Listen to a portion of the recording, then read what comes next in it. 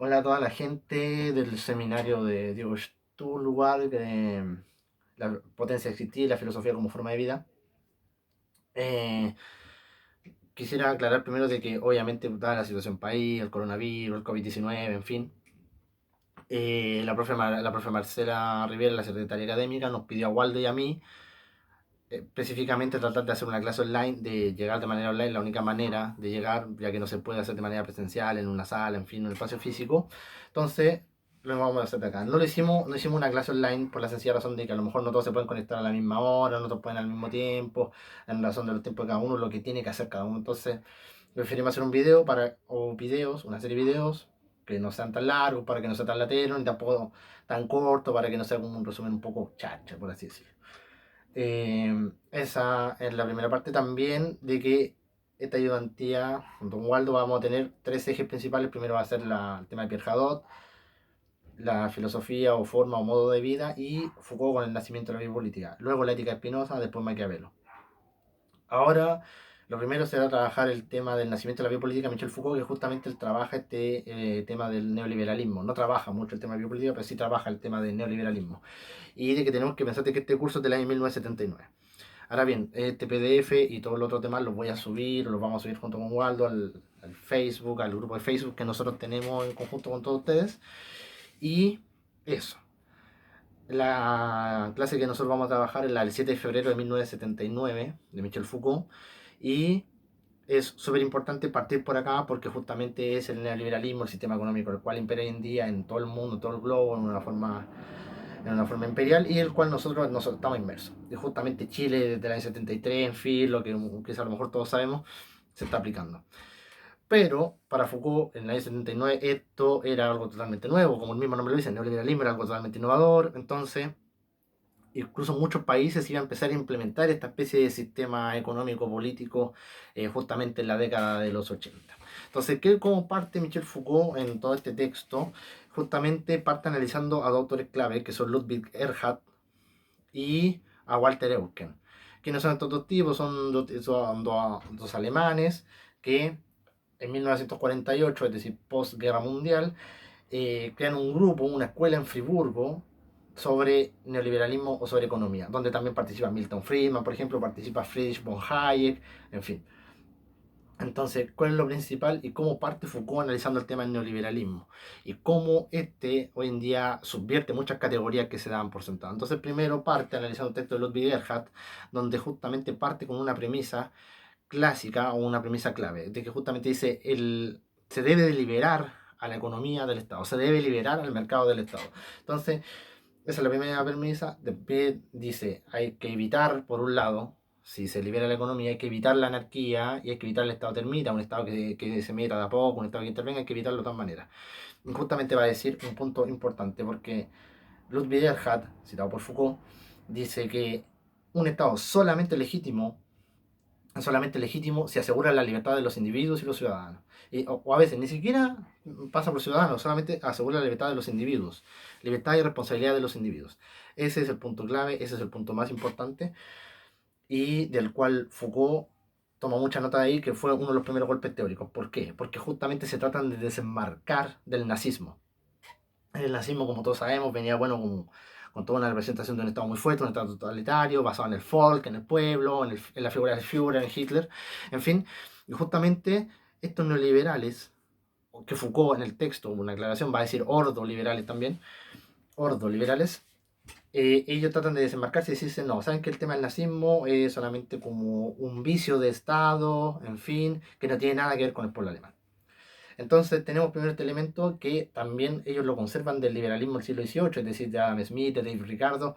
La economía o el mercado debe separarse del Estado. El Estado no debe intervenir, se debe evitar un Estado termita o se debe evitar la anarquía y solamente un Estado es legítimo si asegura la libertad de los individuos.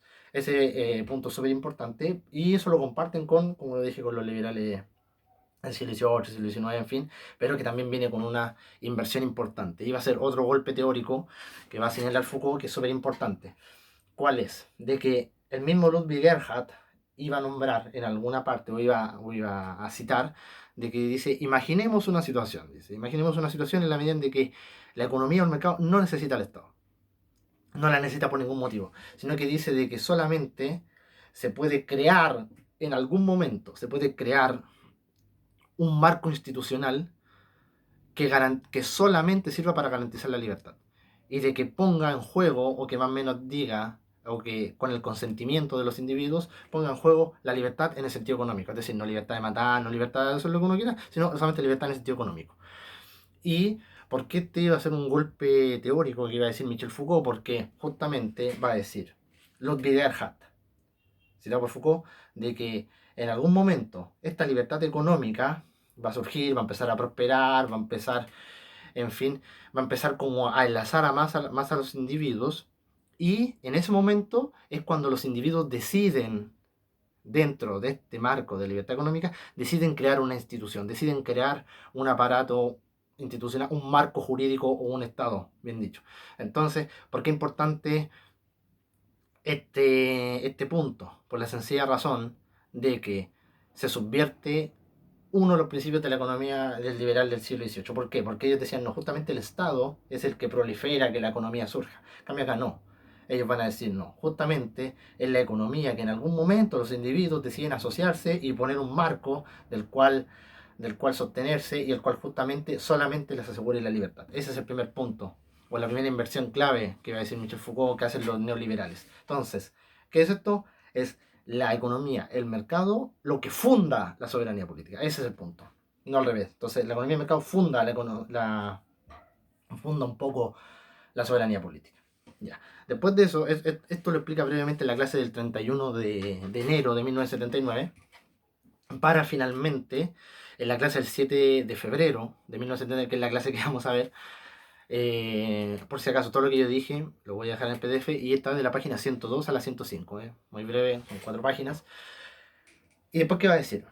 Va a decir Michel Foucault, bueno, está Ludwig Erhard, que es el que decía todo esto, y por otro lado también fue su discípulo Walter Eucken, que también estaban con toda una constelación de economistas que empiezan a seguir esta corriente. En fin, ¿qué es lo que pasa? Después Foucault hace una división bastante interesante, porque dice Foucault de que estas personas, los economistas que se juntan en Friburgo a definir sobre el tema de la economía, justamente van paralelo a la escuela Frankfurt. Y que tanto la escuela Friburgo como la escuela Frankfurt aparecen como residuos o como interpretaciones de lo que decía Max Weber. ¿Por qué? Porque Max Weber no se centra tanto en las contradicciones del capital como lo hacía Karl Marx, sino de que Max Weber justamente trata de ver el tema de una suerte de racionalidad irracional del capital. Eso es lo que dice Foucault, citando a Max Weber, la racionalidad irracional del capital. Y que básicamente la escuela de Friburgo de los neoliberales y la escuela de Frankfurt son dos respuestas a este mismo esquema. Entonces, por un lado, la escuela de Frankfurt, Horkheim, Adorno, en fin, ellos justamente, ¿qué es lo que buscan ellos? Es tratar de anular esta irracionalidad económica del capital, tratar de anularla, tratar de subvertirla por medio de una nueva racionalidad. Pero, por otro lado, la escuela de Friburgo busca algo lo contrario, busca decir, no, no se trata de anular esto, sino de que se trata de, justamente en un mismo gesto, tratar de cuidarse de la irracionalidad del capital, de su estilo desenfrenado, de su estilo desterritorializado, en fin, en pos de una racionalidad económica nueva, es decir, un capitalismo renovado, un capitalismo innovador. Ya, ante esto, ellos empiezan a analizar, la escuela de Friburgo, precisamente, empiezan a analizar a ciertas escuelas y empiezan también a revisar ciertos sistemas económicos que rigen los países dominantes de aquella época. Entonces ellos se centran en cuatro: en Estados Unidos con el keynesianismo, con el New Deal también, y sobre todo después de la crisis del 29, cómo en Estados Unidos el Estado empieza a intervenir en la economía. Se centran en la Unión Soviética, cómo la Unión Soviética representa un proteccionismo exterior y un proteccionismo interior. Y por otro lado se centran en la economía planteada por Winston Churchill durante la Segunda Guerra Mundial, también una suerte de proteccionismo interno y externo. Ahora bien, estas son las cuatro trabas que va a señalar Foucault que tenían los neoliberales para implantar sus ideas. Primero era un proteccionismo exterior, es decir, era lo que los alemanes decían, era, no tenemos que fijarnos en el liberalismo inglés, ¿Por qué no fijarse en el liberalismo inglés? Es decir, rompieron con Smith, rompieron con Ricardo. ¿Por qué no fijarse en ese liberalismo? Porque ese liberalismo, justamente, eh, es una suerte de hegemonía política. Y al ser una hegemonía política, está básicamente fundamentado por el Estado. Y ellos lo que querían justamente era separar economía y Estado. Por otro lado, está el keynesianismo, también un Estado interventor aplicado en Estados Unidos, y el proteccionismo interno, que iba, por ejemplo, a proponer Otto von Bismarck en Alemania, cuando justamente se prohíben los sindicatos, pero se fomenta la industria nacional, caso como la Unión Soviética, en fin. Entonces, y esos son los puntos que ellos quieren evitar. Ahora bien, ellos dicen el nazismo cumple con estos 4 puntos. El nazismo, justamente, a pesar de que se exalta el Volk, se exalta el Führer, ellos dicen el nazismo justamente propone un proteccionismo exterior, al estilo Unión Soviética, un proteccionismo interno, al estilo Alemania de Otto von Bismarck, al estilo de la Inglaterra, que justamente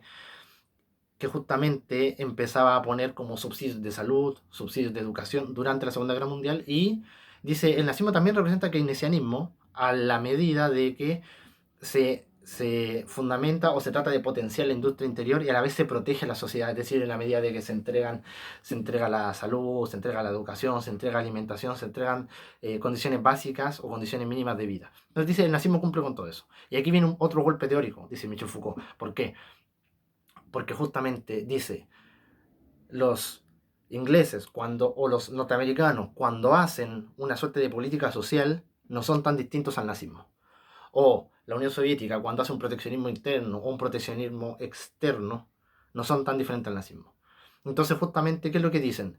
Estados Unidos, la Unión Soviética, Inglaterra, Alemania nazi, básicamente para ellos son lo mismo en la medida en que es un Estado interviniendo en la economía. Entonces, básicamente el problema se reduce a uno que viene siendo, están las corrientes antiliberales y las corrientes neoliberales, que es la que propone ahora. Y ahora, ¿cuál viene siendo el otro golpe de suerte o el otro golpe teórico, el otro golpe importante que pasa acá? De que ellos subvierten otro pilar del liberalismo clásico, que el liberalismo clásico decía, ¿cuál es la base de todo esto? La base está el Estado y tenemos a individuos libres que intercambian mercancías. Entonces, lo que pasa es de que asume como base el intercambio como un dato natural. Y Michel Foucault se da cuenta de que no, los neoliberales, justamente desde 1948 en adelante, dicen no. Hay que quitarse esa ilusión naturalista y hoy en día nosotros lo que tenemos que pensar es de que es la competencia, y ese es el punto importante, es la competencia, no el intercambio como dato natural, sino que la competencia es lo central en este neoliberalismo. Y que por otro lado, y acá viene el golpe teórico definitivo que va a decir justamente, no, es el mercado el que le pone límites al Estado, no al revés, no es el Estado el que, por ejemplo, en un sentido clásico. En el sentido clásico del liberalismo, el Estado intervenía en la economía, proponía el tema de los precios, ayudaba en el tema de la producción. Acá no, van a decir estos neoliberales, sino que justamente van a apuntar al Estado de que justamente es la libertad económica, es el mercado en sí mismo, en cuanto a competencia, lo que va a ponerle los límites al Estado. Y justamente, como habíamos dicho hace un rato atrás, fundamenta o trata de crear una soberanía política y a la vez le pone los límites. Entonces, el Estado va a ser creado de punta a punta. El Estado con su marco institucional, con su marco jurídico, va a ser creado por la libertad económica. La libertad económica ahí aparece como un momento fundador. Ese punto es súper importante y ligado al tema de la competencia. Entonces, ¿qué es lo que va a decir? Y aquí es cuando la cosa se nos pone un poco turbia. ¿Por qué? Porque, como les dije, él justamente es el libre mercado, lo que aparece como fundador del Estado, el que le pone los límites al Estado, lo que justamente el comercio aparece como fundador de la soberanía política, pero por medio ya no del intercambio, como he dicho, sino de la competencia. ¿Y por qué se nos pone turbio el asunto? Porque Foucault se va a dar cuenta de que estos neoliberales van a decir de que la competencia, al no ser un dato natural, la competencia tiene que ser creada. ¿Y la competencia cómo va a ser creada? Por medio de este marco jurídico, de este marco institucional que viene siendo el Estado. Entonces, básicamente, la economía se rige sola, en fin, la economía funda una soberanía política, la economía funda un Estado, la economía le pone los límites y que dicen, no, acá tú no te metes, acá el Estado no tiene que intervenir en ningún motivo, en ningún momento, y nosotros ponemos las reglas, nosotros le ponemos los límites al Estado. Pero ahora bien, ¿por qué se nos vuelve confuso? Porque estos neoliberales, un poco entre comillas, se contradicen porque van a decir, ya, entonces, este laissez-faire, este dejar fluir, este dejar pasar, este dejar pasar del intercambio, este dejar pasar de las mercancías, justamente, tiene que ser incentivado. Ahí está el punto, tiene que ser incentivado por el Estado.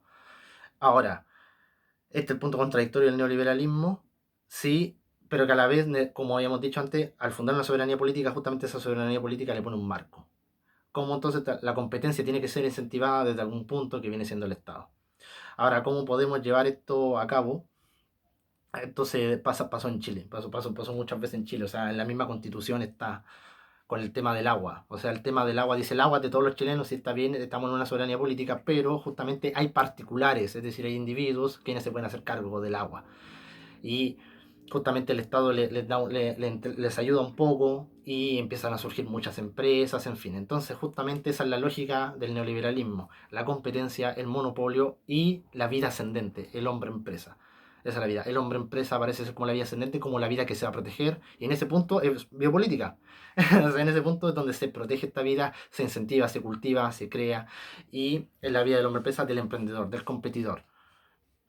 Y que por otro lado pasa, por ejemplo, acá en Chile, por ejemplo, un punto del decreto de ley 701, con el cual el gobierno de Chile cede terreno de, que pertenecía al pueblo mapuche, al cual Mapu se lo cede a empresarios alemanes para que ellos puedan invertir, para que ellos puedan empezar a crear su empresa, en fin.